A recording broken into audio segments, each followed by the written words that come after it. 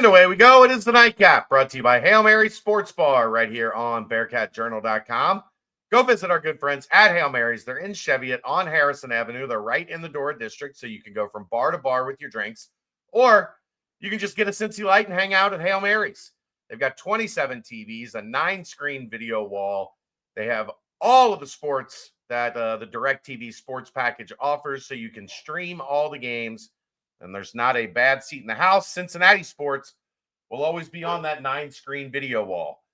So they have a brand new walk-in cooler, brand new draft lines, and go get your Cincy Light. It will be served in a 32.8 degree frosted glass. Also have food trucks on the weekends. So get to Hail Mary's, maybe noon, Saturday. Check out the Bearcats as they take on TCU. All right, Aaron, it's time to get to it. We're off on Fridays, so today we're going to take a look at TCU. We only got 5 more of these. Well, 6 more of these left, and then whatever happens after that.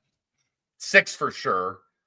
We'll go from there. Bearcats take on TCU. TCU metrically looks like they are one of the worst teams in the Big 12, but in reality, they have won 5 of 6, and you might not be impressed with most of those. They have beaten Colorado and West Virginia at home, Oklahoma State at home. They won at Arizona State in those last 6 games, but the big one, the eye catcher, was Tuesday night when they went or when Texas Tech came to town and they took down Texas Tech 69-66. So they have gone from 3-6 in the conference to 8-7 in the conference over the last month. It is not a wildly talented roster for Jamie Dixon, but he has them playing together. He has them playing well. Normally we look at, the analytics and some metric stuff here. You kind of have to throw a lot of that stuff out the window right now because they're winning games, don't you? They're tied for 6th in this conference. Tied for 6th. Yeah. But I was looking at the metric myself. Cincinnati has more points per game. They have less points against. They have a better field goal percentage. They have more rebounds per game. They have more assists per game. They have more blocks per game. They're just shy of steals per game by 0.2. And I can't metrically, none of it makes a damn bit of sense. Yeah, I mean, that's how it kind of goes with a team that starts to find their rhythm after, let's be honest, for 3 months they didn't look good. And then over the past, like I said, the past 3 weeks or so, they've really started to find kind of their identity. They're 183rd in offensive efficiency. They're 28th in defensive efficiency. So it's going to be another one where, they're probably not going to score a whole lot. The tempo's going to be kind of medium. Like, they're not a grind you out team. Jamie Dixon teams want to get up and down a little bit, but metrically, they're 182nd in offensive tempo. They're 337th defensively. So they will sit down and guard you and make you run your stuff, which I think this game's, unfortunately, Aaron, probably going to look a lot more like the West Virginia game based on the way they kind of play similar defensive styles. It's probably going to look a lot more like that than it did the 4 games prior when Cincinnati was scoring up in the 80s. So don't be surprised if this one's low 50s to mid 60s, somewhere in there. I don't know. Like, I guess if they manage to pull out that West Virginia win last night, we're talking about these 2 teams looking almost identical to each other over the past 3 weeks. But Cincinnati didn't pull out that West Virginia game. So they come in winners of 5 of 6, and Cincinnati comes in losers of 2 in a row. It's funny how, 5 minutes of basketball can completely flip kind of the perception of 2 teams entering into a game. Well, for whatever it's worth, TCU is 13-2 at home. But away, they are 2-6, and in a neutral site, they are 0-3, which makes them 2-9 away from TCU. And I think that that's a very good thing if you're trying to find things to be encouraged by.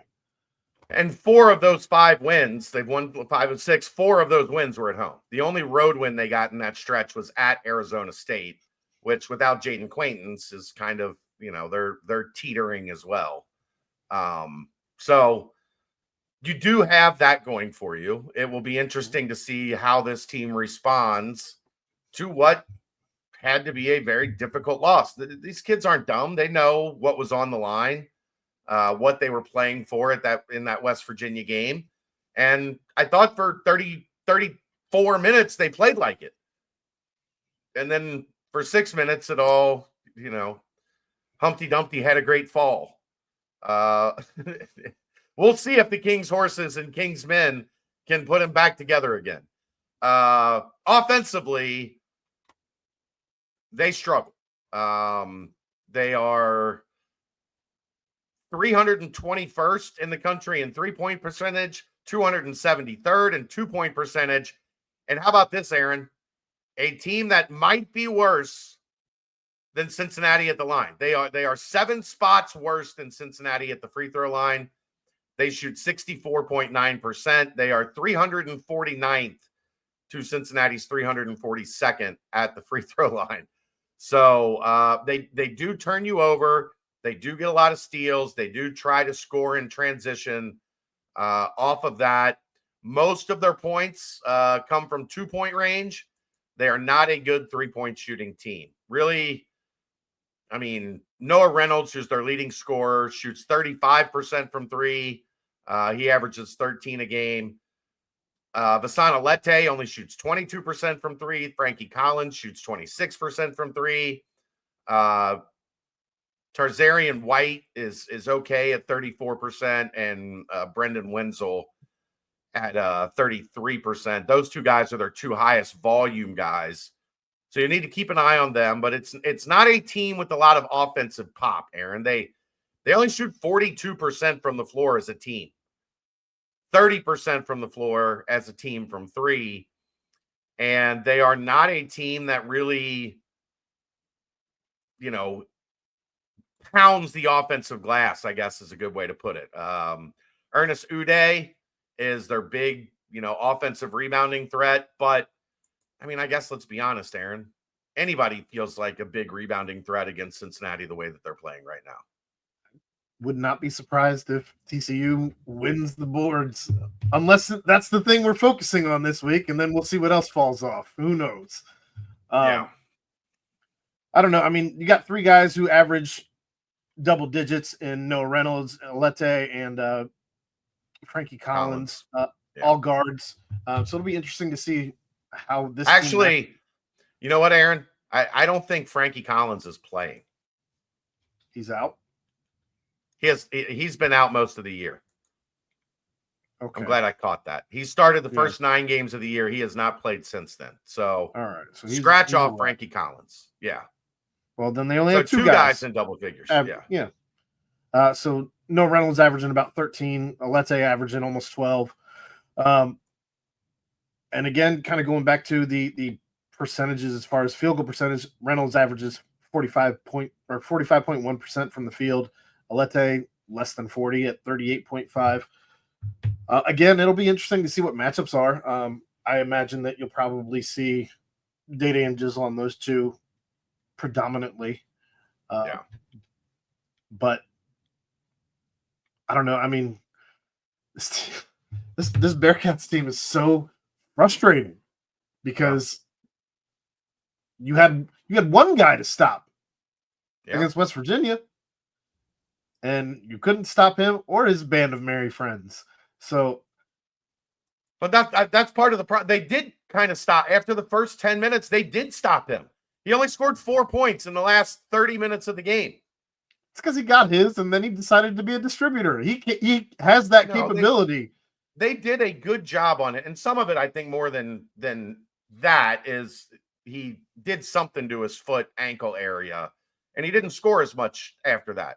And when he stopped doing that in the opening 10 minutes, that's when Cincinnati took control all the way till the end, and then they let two other guys from West Virginia that are not named Javon Small take over the game. So, I wish I had a feel. Like, I just don't have a feel for anything anymore because I don't know game to game how this team's going to play. I don't know how you predict it because, look, like yesterday should have been the get-right game on the glass, and they lost by 8 in the rebounding battle. And West Virginia had multiple 3-shot possessions. Not just like they got some offensive rebounds. They were just take a shot, miss it, get another shot, miss it, get another shot, and then that one goes in. Like you give a team 3 chances to make a shot, the odds are they're going to make it. So I just don't know what to make of it. And this is also a team, like I said, they defend a lot like West Virginia. They hard hedge. They're going to try to push your guards back, which we saw West Virginia do pretty well. When you're pushing Jizzle and Day back, they're not as able to get into those comfortable spots in the mid-range where they make shots. And, we have seen over the last 5 games, if those two can get to the mid-range and get up and get shots that they want, this is a decent offense. When they don't,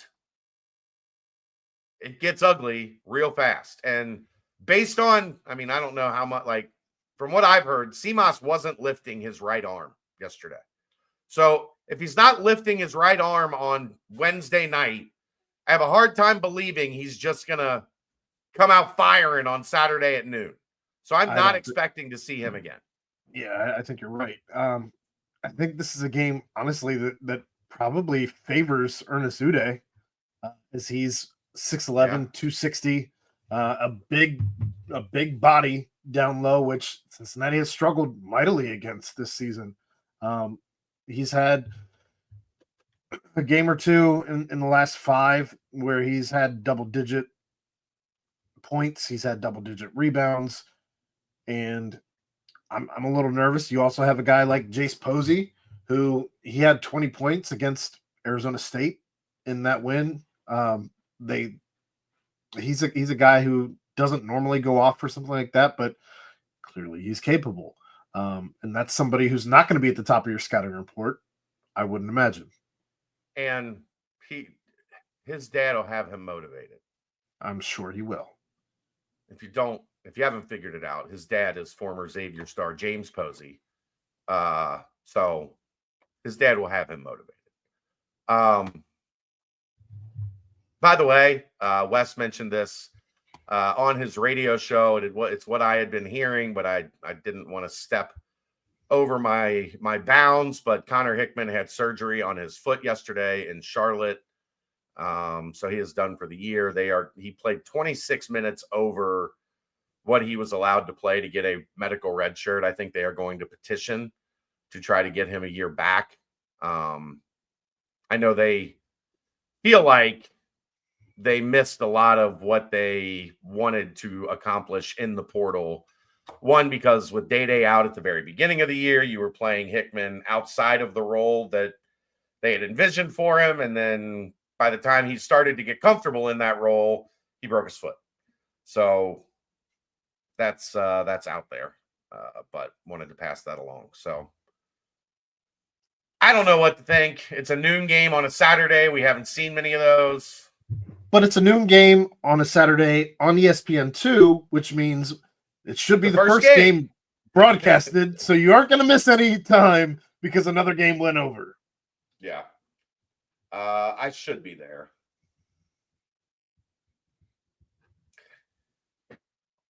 We'll see. I don't like missing my daughter's games, especially if they're close. But the way that I'm planning on doing it, I think I should only miss one out of like a 7 or 8 game weekend. So I'll probably be there. I don't know. We'll see. My motivation's waning. That's the nightcap. We'll see you Saturday afternoon for the aftermath. Brought to you by Hail Mary Sports Bar, right here on BearcatJerk.com. See ya!